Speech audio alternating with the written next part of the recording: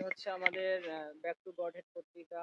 এই পত্রিকা ১৯৪৭ সালে ছিল পূর্ববার দ্বিতীয় বিশ্বযুদ্ধের প্রেক্ষাপটে সারা বিশ্বে শান্তি প্রতিষ্ঠার জন্য আ শুরু করেন ইংরেজিতে। আচ্ছা, আচ্ছা, এবং এই পত্রিকা আজকে সারা পৃথিবীতে পৃথিবীর বহু ভাষায় লক্ষ, লক্ষ কপি ছাপানো হয় এবং বিতরিত হচ্ছে আচ্ছা, এই যাবৎ। এবং ব্যাক টু গডহেড নামকরণের উদ্দেশ্য হচ্ছে ভগবানের কাছে ফিরে চলো।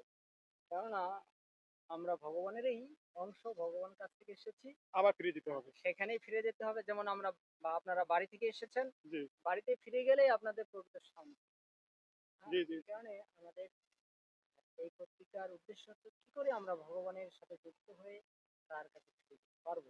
লীন হতে পারি। হ্যাঁ, এই কারণে আমাদের প্রত্যেকেরই আ ভগবানের আরাধনার সাথে যুক্ত হওয়া উচিত।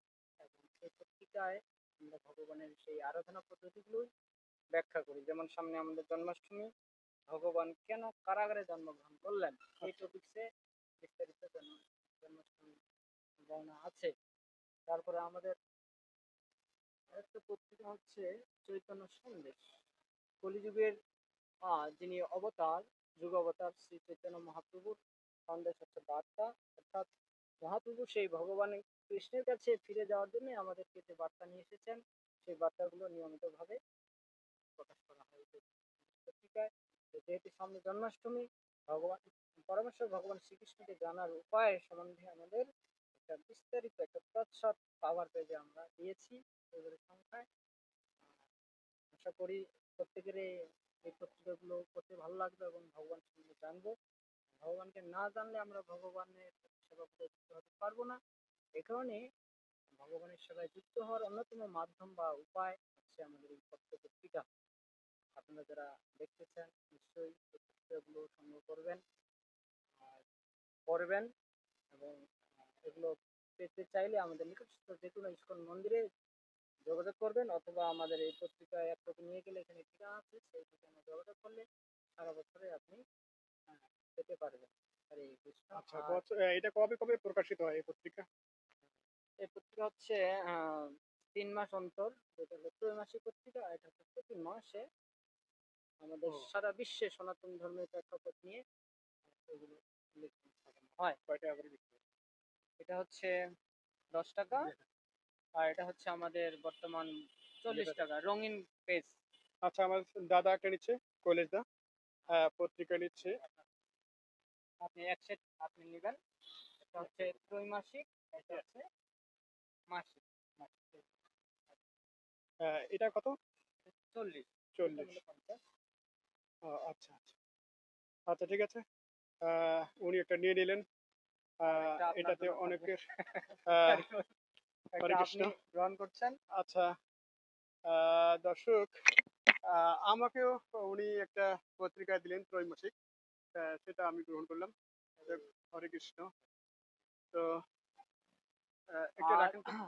সর্বোপরি আমাদের এই মন্দির শ্রী শ্রী রাধা গোপীনাথ ইস্কন মন্দির।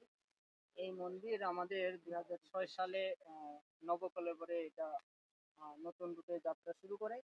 তার আগে এটা ছোট আকারে ছিল এবং প্রতিদিন এখানে ভগবানের অষ্টকালীন সেবা পূজা হয়।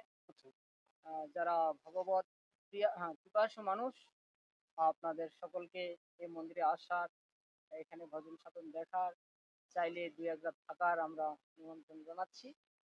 আচ্ছা, যারা এখানে দূর দূরান্ত থেকে ধরেন এখানে এক রাত্রি যাপন করলো, তার কিরকম মূলত এখানে থাকলে খরচা হতে পারে? খরচা বলতে আসলে অতিথিদের সেবা, এটা আমাদের সনাতন ধর্মের একটা প্রাচীন ঐতিহ্য। জি। আমরা সেই প্রেক্ষাপটে অতিথি সেবা করি। তারা তারা ভগবানের সেবার জন্য তারা যা দান দক্ষিণা করবে সেটাই আমরা গ্রহণ করছি। বাধ্যবাধকতা আমাদের তেমন কিছু নেই এখানে থাকার বা এখানে প্রণামের বিষয়, এই হলো বিষয়। তবে এখানে প্রতিদিনে যারা দূর দূরান্ত থেকে আসে তাদের প্রসাদের ব্যবস্থা থাকে আমাদের। আচ্ছা, আচ্ছা। প্রসাদ কয় বেলা দেওয়া হয় এখানে? প্রসাদ আমাদের সকাল দুপুর ২ বেলা আমাদের অতিথি দেওয়া হয়। আচ্ছা, কেউ যদি রাত্রে থাকে তাহলে রাত্রে সেবা করতে পারবে। আচ্ছা। আ এই সামনে যে জন্মাষ্টমী, সেটা উপলক্ষে কোনো অনুষ্ঠানের আপনাদের এখানে আয়োজন করা হয়েছে কিনা? আসলে আমাদের সনাতন ধর্মের যতগুলো বড় অনুষ্ঠান আছে তার মধ্যে সর্ববৃহৎ অনুষ্ঠানের একটা অংশ হচ্ছে এই জন্মাষ্টমী অনুষ্ঠান। আর এই অনুষ্ঠান সারা পৃথিবীতে ব্যাপকভাবে আড়ম্বরে করা হয়, আমাদের মন্দিরে করা হয়। কিন্তু এইবারের প্রেক্ষাপটে আমরা যেহেতু এটা বিশেষ করে এই অনুষ্ঠানটা দিনের না হয়ে রাত্রে অনুষ্ঠান, রাত্রিবেলা আমাদের সামাজিক বর্তমান প্রেক্ষাপটে আমরা এই অনুষ্ঠানটা অত্যন্ত সীমিত আকারে আয়োজন করেছি। যাদের আসা সম্ভব তারা আসবেন এবং প্রথম সন্ধ্যার দিকে আমরা এই অনুষ্ঠানের সমাপ্তি করব। আচ্ছা, আচ্ছা। কারণ রাত্রিবেলা বেলা আমাদের নিরাপত্তার বিষয় থাকে। এই কারণে আমরা এই প্রথম এবার ব্যতিক্রম হচ্ছে আমাদের মন্দিরের অনুষ্ঠানে। তবে ভগবানের সেবা পূজা যেটা অভ্যন্তরীণভাবে সেটা আড়ম্বরেই হবে। মানে একটা তাই দেশের অবস্থার উপর হ্যাঁ, নির্ভর করে এই ঘটনাগুলো হচ্ছে মানে সবাইকে নিয়ে না করলেও অনুষ্ঠানের। আমরা নিজেরাই ভগবানের সেবা পূজা আরম্ভ করি। আচ্ছা, ঠিক আছে। অনেক ধন্যবাদ আপনাকে।